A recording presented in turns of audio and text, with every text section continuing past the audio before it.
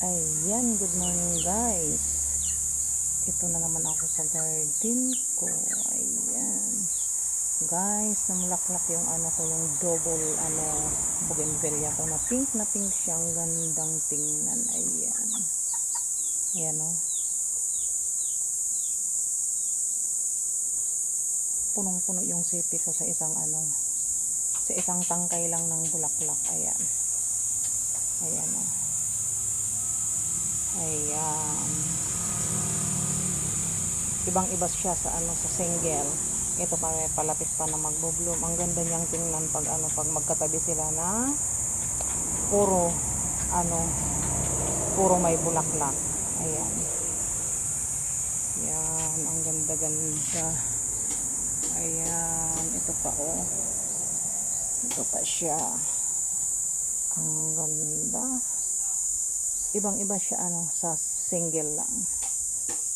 Ayan. Ko guys, naglalahi ako ng maraming mga bougainvillea kasi ang gandang tingnan pag namumulaklak siya. Ayan o.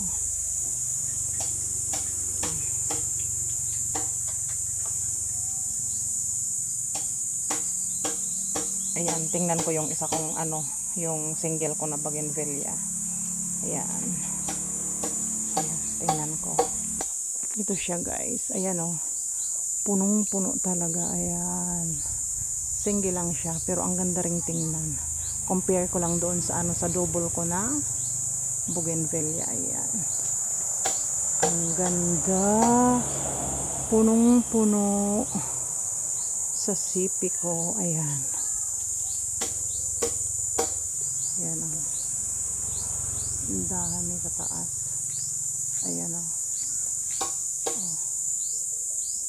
Ayan.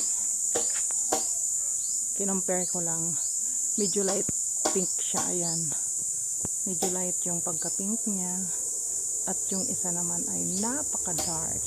Ayan.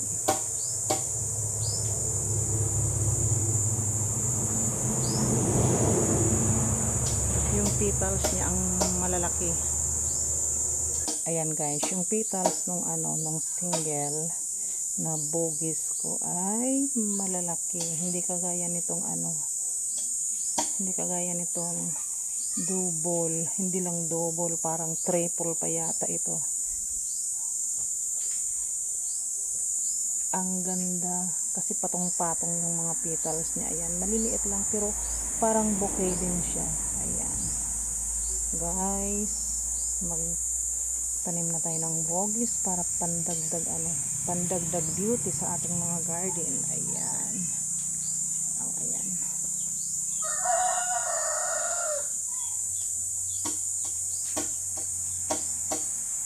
Okay guys, thank you for watching. Sa susunod na video, ko yung iba kong klaseng bougainvillea. Ayan.